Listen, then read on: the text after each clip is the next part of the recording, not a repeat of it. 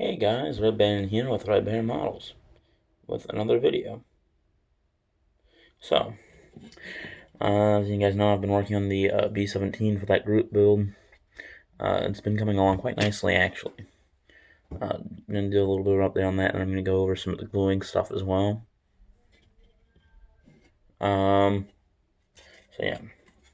So on the inside, I have painted it a mix of XF Tamiya, XF4 mix, which is the yellow-green, mixed with XF5, which is flat green. Don't know the ratio, but before I did that, I did a base coat of black, and kind of created somewhat of a shadowing type thing on it. I did that on all of my parts,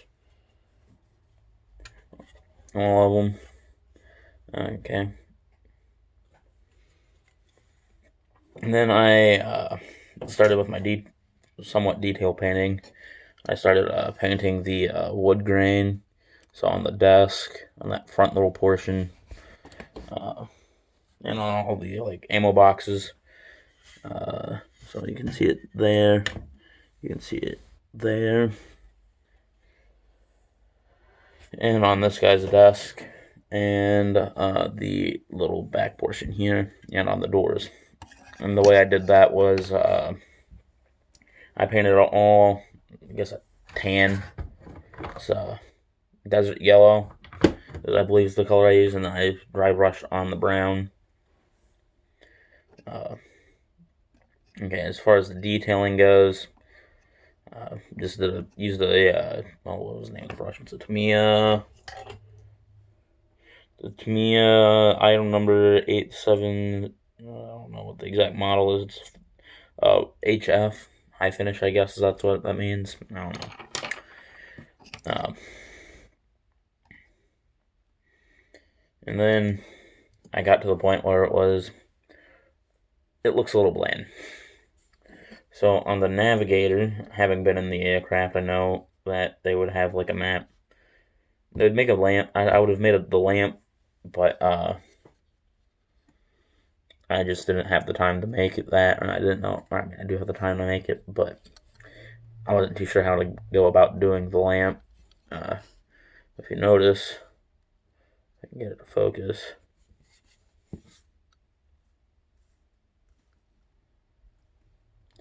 I made a little map.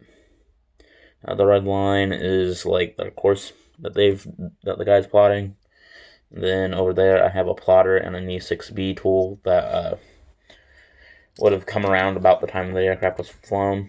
The E6B's origin did come from World War II with this aircraft, or not really this aircraft, but the long-range bombers.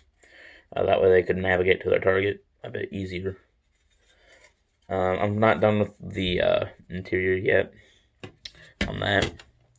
So once I did all that stuff, I started weathering. I took a foam and some of the Tesla's chrome silver, and I did my paint chipping, and then I used Ammo by Meg European dirt, and used it around where areas the crew would have been walking. And then I have been going around installing my clear parts currently. So yeah, which is what this video is going to be on.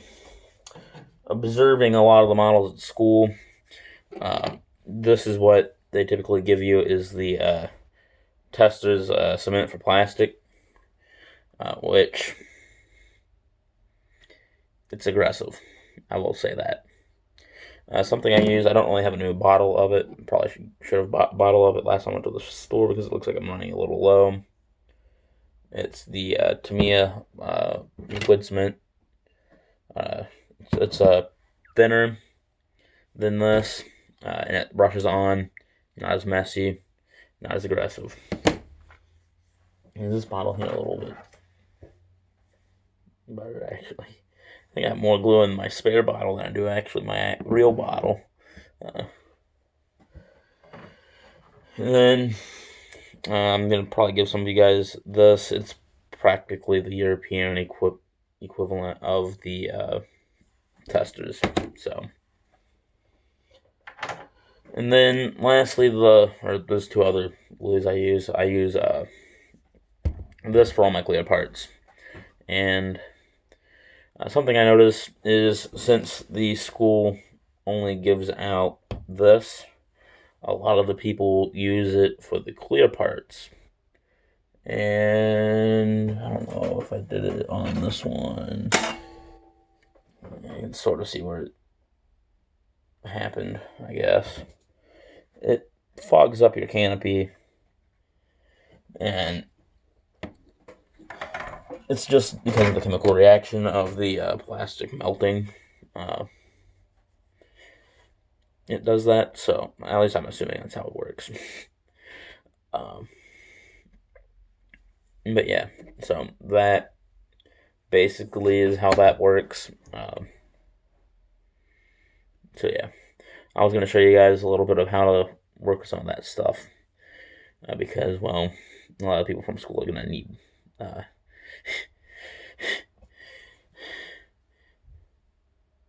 yeah, so Elmer's glue is your friend when it comes to clear parts.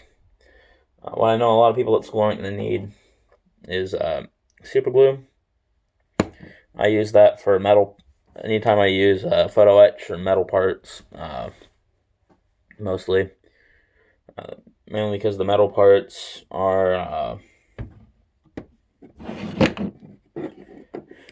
the plastic doesn't melt to it, so you have to use something a little bit stronger. And this just normal super glue works great. Don't have anything I'm working on right now, or not on this kit. It doesn't come with photo etch. I did not buy the set for it. So, I don't really have much that needs to be glued to this stuff, but I do have some plastic, some clear plastic that needs to be glued. So, if I can find my clippers. So, I'm gluing the waste gunner on the left side's position, his window, because what I'm going to be doing is I'm going to be putting the 50 cal in there, and then when I put the 50 cal in there, I'm going to do the, I guess it's a pulley system with the wiring going up and down, so that way you could pull it down and off to the side, fire, and then it would just go back to the center position. So yeah, let me just clean this piece, and I'll be right back. Okay, so the part is now filed down and is clean. I'll show you the part here. On focus. Okay, so that's the part. And it's going in to right here. So since it's a larger area, I don't have to put it onto the piece directly. I can put it onto the frame, especially since it's a big enough edge. And remember, before you do this, make sure the part actually fits, which it sort of does. The great thing about this cement that dries clear is you can actually make windows with it, depending on the size of your gap. It's good for like filling gaps between windows,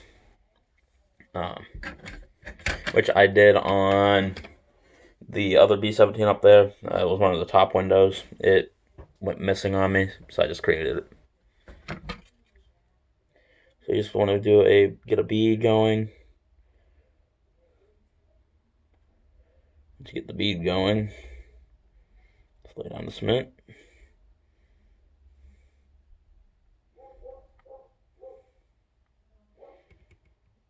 And this is what just about any white glue should be able to work for this, as long as it's clear drying.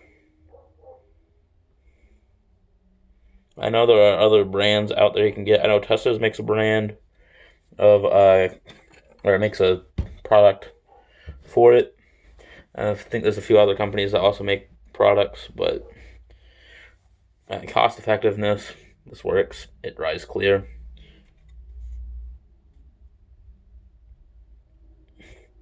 And you get more out of this bottle than you do the Tesla's bottle that's like this big. It's about the size of this. And honestly, I'm not using it that much, but it saves you a lot in the long run. So there we go. I'm just going to let the piece sit there and dry. Now, I actually think I do have some parts that do need some gluing down still. I have this, what is it? I have a console here, or a control, because the bombardier actually gets, when they're on the bomb run, is actually the one who's piloting the aircraft. What the pilot does is there's a switch in the cockpit. Let's say they're going over to Berlin, navigator radios up to them, hey, we're nearing Berlin, hands the controls over to the bombardier, opens up bomb bays, guides it to the point, and then drops the bombs, switches it back over to the pilot gets them out. So I'm getting his controls set up, and then we should be able to go.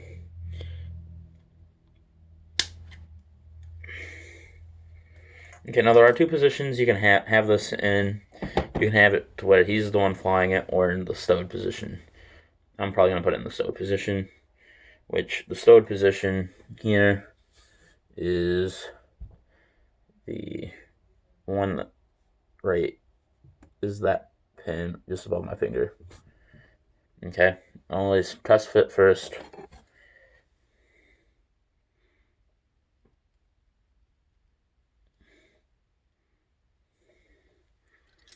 Oh, okay, yeah, makes sense. It didn't say that because there was no glue. Now, I typically start off with the extra thin, and if that's not holding it, I typically go to the more solid one. And all you have to do, make sure the area is clear of paint, and just do a dot of glue on something like this. I typically use this also on larger surfaces, such as I'm going to be having to glue this all together, and its fit's going to be very hard to get because I have test fitted it and it's not liking it going around the whole cockpit assembly. And so to keep it together, I would use this, and I might even use it a little bit heavy because what'll happen is that when I squeeze it together, the glue will come up over the edge. That'll help hide the seam going down the fuselage. So yeah, I'm going to start off with the gluing of this part now though. So I'm going to open up my glue. Oh god, I haven't used this stuff in a while. This stuff's old. Okay, I'm going to take this. I'm going to put a dot of it on the hole. I'm just going to just go with the old brush, with the newer brush. Yeah, that brush is that brush is not doing too good. Okay, there.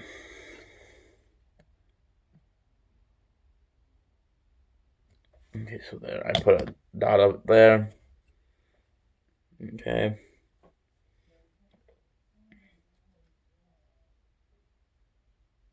Now I'm applying the model or the piece to the okay.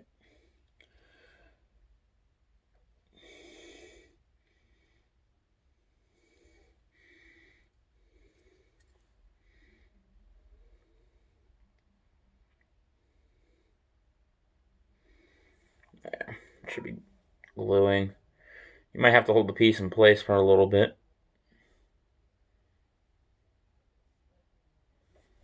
There.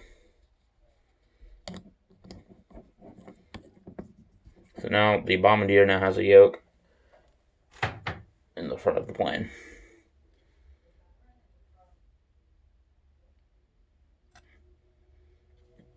So yeah, this has been another update from Red Bear Modeling. I hope you guys are all doing well. As always, model on.